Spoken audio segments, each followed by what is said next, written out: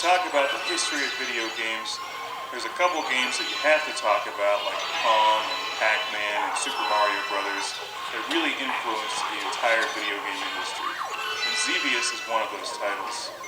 Xevious influenced the vertical shooting game genre more than any other game, and is, in my opinion, one of the best video games ever made.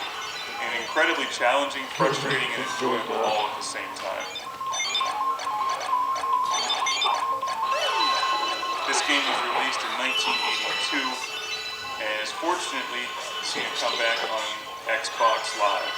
And I think Xbox Live is tremendous. And the Xbox Live Arcade, bringing back the old school games from the 80s and platformers from the 90s. And I can't say enough good things about Xbox Live. Not only does it bring back these great old school games, but it brings them back in high definition. You can play them through your HDMI cable into an HD TV, and it's just tremendous. Xevious is presented in its original native aspect ratio as you would have played it in the arcade, which is like a television laid on its side. It probably looks very familiar to those of you who have played games like Raiden, and there's so many games in this genre now. As a general rule, I think they're more popular in Japan than they are over here in the States, and I think that's unfortunate. I personally like this genre a great deal. It's challenging, it's fun.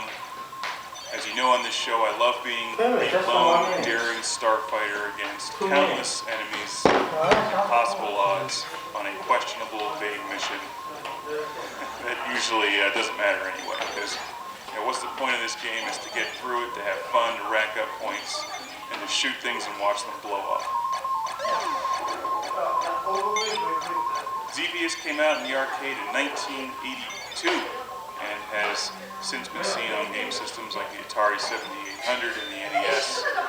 And in fact, the original Classic Game Room series, we reviewed the Atari 7800 version and a version for the PlayStation, which they remade. As you can see from the screen, you have two different weapon options. And that's one of the things that makes Xevious unique. For starters here, you have your lasers, your twin cannons, maybe they call them something else, and your bombs. So you have to shoot your enemies in the air, and also and they're all shooting at you from different directions, and it's very challenging. What makes this game decidedly different from Raiden 3, for instance, which is one I recently reviewed, is that you can't power up your weapons have this arsenal that fills the entire screen with your weaponry. You're basically limited to the two weapons you can start with.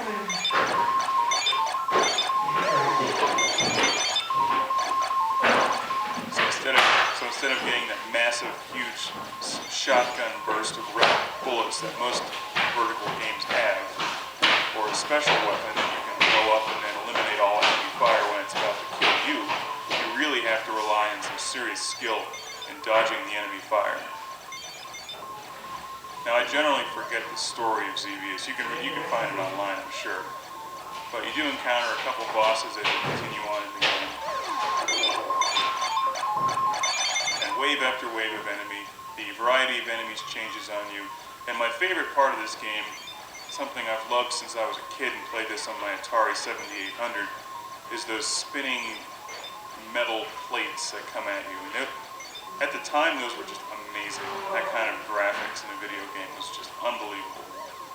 Xevious was way ahead of its time. You can see why it came first. And just these simple things like the little tank boats in the water. You can't just bomb them. You have to actually lead them with your bomb and hope that they run into it. So it requires a lot of skill to hit all the enemies in this and rack up serious points. And with Xbox Live, of course, they give you the added incentive of going for gamer points, which are addictive and a lot of fun to collect for no apparent reason. The other great thing about Xbox Live, of course, is you can see how your score ranks up against everybody else and friends of yours. What's really incredible about Xevious is that this game came out in '82 and it really doesn't look any different than newer games today. Maybe it's slightly different, but I mean, there's only so much you can really do with a two-dimensional vertical scrolling game before it starts getting ridiculous. And I'm not a big fan of adding in all those three-dimensional polygons and crap floating all over the screen. I think keeping it simple, this is the way to go. And that's why I like Xevious so much in games like Raiden 3. Now, I'm generally not a huge fan of using the Xbox 360 controller on this game. It's definitely challenging. I prefer the arcade-style joystick and buttons, but you know, what are you going to do when you just don't have a stand-up Xevious arcade machine in your basement? Xbox Live is about the best thing you can have. So it does require some skill to hammer away at the button, and also remember to bomb your enemies at a precise time. This is not a game where you can just hold down the fire button. It does give you an option to do a manual shot where you just fire at the rate that I'm firing at now, and also I use my other trigger to hold down the auto fire. So if a wave of enemies comes at me, I hold down that trigger and it lets off a machine gun burst of shots. But you cannot just hold down a consistent auto fire for the entire game. And for whatever reason, the music, although it just repeats itself over and over again, it never gets old. And maybe that's just because Xevious is that awesome. Here are the metal plates. I mean, just look at those. 20 years ago, that was incredible. They're tough too. You have to dodge those things. You can't blow them up, so you have to dodge them. And then the enemy fire is coming at you, and then you get caught in between the enemy fire and the spinning metal plates, and it kills you. I love to see the resurgence in arcade titles on Xbox Live. And they don't cost much on Xbox Live. A game like this is only about $5, and it really has infinite replay value. Even if you went out to find this for your Atari 7800 or NES, it would still cost you at least $5 or $6 when you add in the shipping cost. Because you probably end up finding it on eBay, for instance. But with the Xbox Live, you just download it and it's no problem. No, I'm by no means the greatest Xevious player in the world. In fact, I'd like to get a lot better at this game because it really is one of my favorite games and always has been. Just need to find the time to sit down and get back into it. One of my favorite game systems is the Atari 7800, and that's one that I grew up with and had when I was a kid. And Xevious was up there with Robotron 2084 as my favorite game on the Atari 7800. I played it for hours and hours and hours and hours. And I'm glad to see that there's still a lot of interest in Xevious today. If you like this genre, you've never played Xevious before, you owe it to yourself to pick this game up on Xbox Live or the NES, and you've got to play Xevious. If you're really hardcore, you can go out and buy a real stand-up coin-op Xevious machine like they would have had it in the arcades in the 80s, and you can put that in your living room, in your house.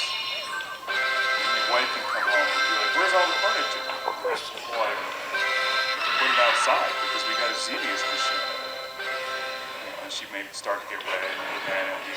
Well, why do you need furniture when you have a Xevious machine? The whole point is to stand there and play Xevious. I mean, it's only common sense. 好像也是。It's like replacing your dining room And with a crashing. cocktail version of Miss Pac-Man. You can eat on that Miss Pac-Man machine and play Miss Pac-Man at the same time. That would work with pizza, right?